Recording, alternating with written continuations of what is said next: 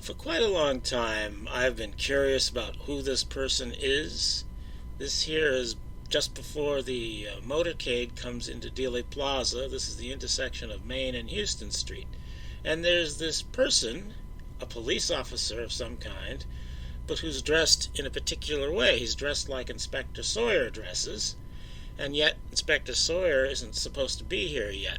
So I'm wondering who it was. And to show you what I mean about the uniform, this is Inspector Sawyer in both pictures here in front of the Texas School Book Depository. Notice he's wearing a jacket. It's sort of like a business jacket, and he's got the hash marks on his the end of his, or near the end of his left sleeve. You can see in this picture on the right. That's a peculiar. I don't know if it's peculiar, but it's different than most other police officers. This is a relatively high-ranking person, an inspector. I don't know what an inspector's supposed to do, but he's below the chief and the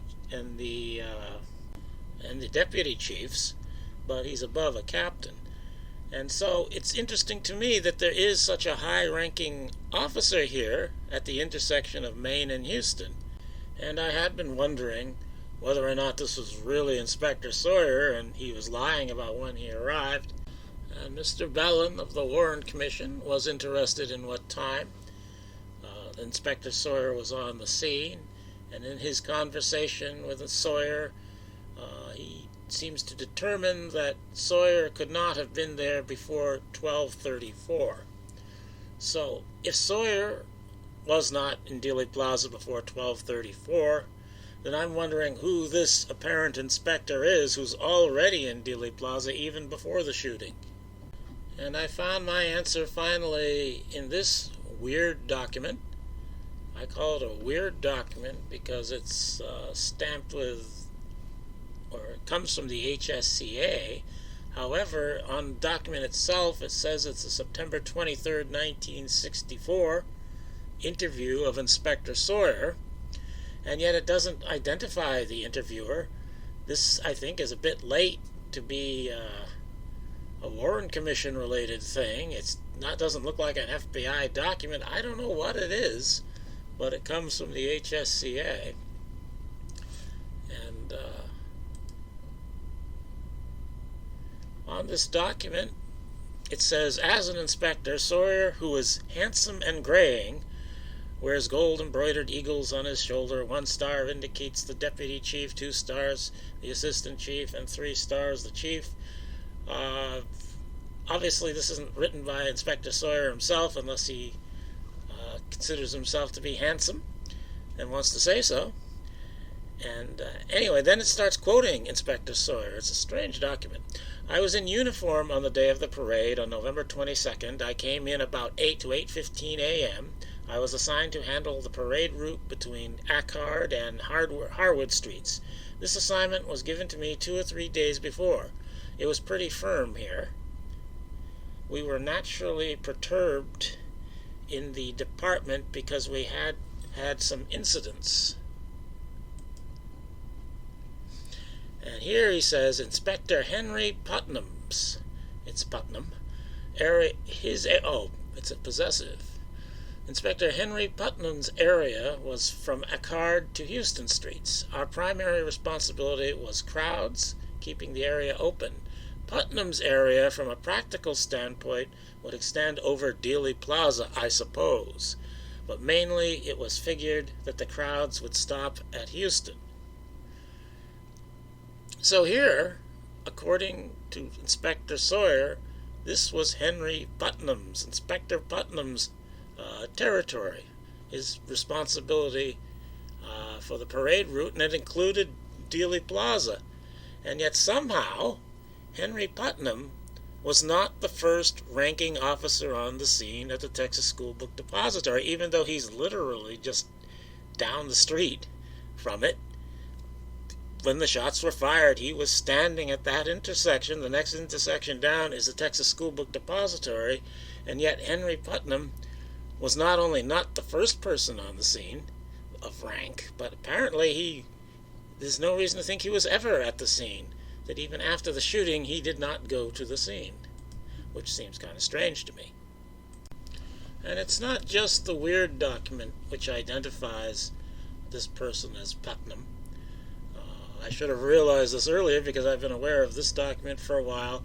This is something written by Sergeant Bowles or Captain Bowles, a Dallas police officer. The Kennedy assassination tapes are a rebuttal to the acoustical evidence theory by James C. Bowles.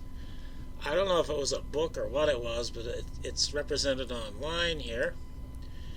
And in this document, at some point, I think it's chapter 6, he quotes officers, police officers. He doesn't identify them because he doesn't want them to be pestered by kooks. But anyway, he quotes Officer F here as saying, apparently he was a motorcycle officer, "I had just turned off Main onto Houston and stopped." This is probably supposed to be H.P. McLean, actually, who I think wasn't really in the motorcade. But anyway, this is what Bowles said, that Officer F said. "I had just turned off Main onto Houston and stopped. I was headed north along the west curb and just a little north of Main Street. Inspector Putnam was standing near the curb not 10 feet from me. While waiting there for the press bus to complete its turn, I heard the shots. They definitely came from ahead of me, all 3 of them." So whether or not this is H.P. McLean or somebody else, or somebody's just making this up, what it shows is that Bowles knows that Putnam was stationed there. So this confirms the weirdo document. If you don't want to believe the weirdo document, there's this other weirdo document that says it's Putnam. Now, going back to the first weird document, and I think I got this document from the Malcolm Blunt archive, because it has some writing on it that I suspect was done by Bart Camp. That's just a suspicion. Anyway, also in here it says, it has Sawyer say, "Our staff meeting on November 20th, which is 2 days before the assassination, was from 2:30 p.m. to 4 p.m. Inspector Putnam, who was responsible to Houston Street, was not there." So it sounds like, for whatever reason, and I'm not sure why he would mention this, but Inspector Sawyer is saying that Inspector Putnam missed the last staff meeting before the assassination. And it also says after that, Inspector Putnam was not at the TSPD after the tragedy because Curry wanted him to go to Parkland. So there you go. This explains why Inspector Putnam apparently explains why he didn't go to the scene of the shooting, because Curry wanted him to go to Parkland. Now, you would think that this would mean that Curry would have to have told Putnam in real time to go to Parkland Hospital, that wouldn't have been planned in advance, because obviously Curry wouldn't know they were going to be going to Parkland in advance. So, and there's nothing on the radio from Curry telling Putnam to go to Parkland. Now, presumably the Chief Curry had a car phone, and probably, I would think, Inspector Putnam would also have had a car phone. So it could be that on the way to Parkland Hospital, Chief Curry immediately called Inspector Putnam and told him to go to Parkland Hospital. I don't know why he would do that. You would think he would be so flustered with the situation that he wouldn't be thinking about what Inspector Putnam should be doing.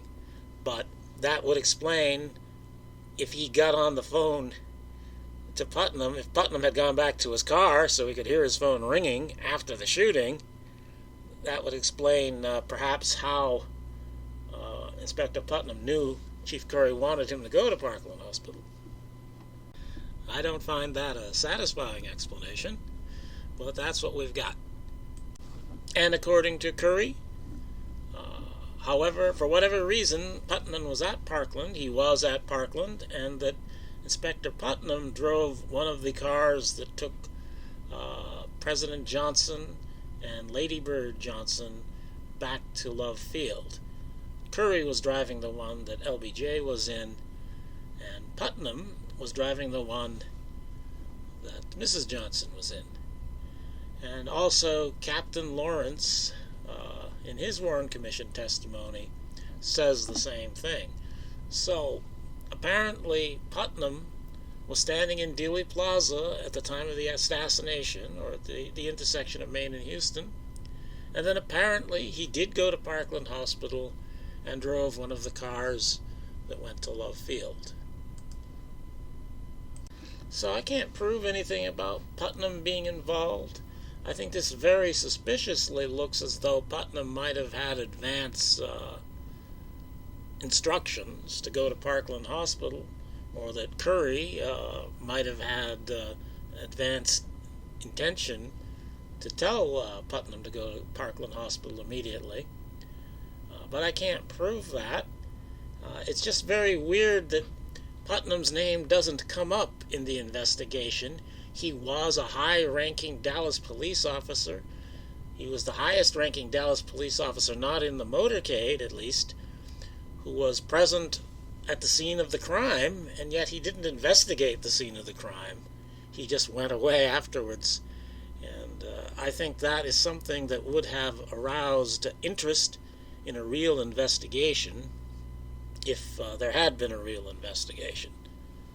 I guess that's all I can say about it, because there just is no more information that I can find on Putnam. Oh, one last thing here. I should have checked before I had made the video.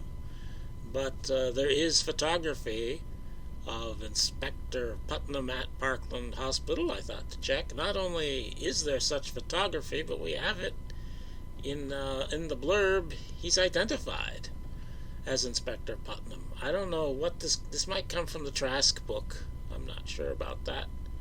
But anyway, and there are some other photos, I'll put them on here too, that you can see of Putnam at Parkland Hospital. So there's no doubt he went there. The only question would be, why did he go there, and why didn't he go directly to the Texas School Book Depository? If he had, then in theory at least, he could have secured the building before Lee Harvey Oswald had left, and it would have saved J.D. Tippit, supposedly, from being killed on 10th Street, and it might have been a very different outcome of things. But anyway, apparently he didn't go to the Texas School Book Depository. He went to Parkland Hospital.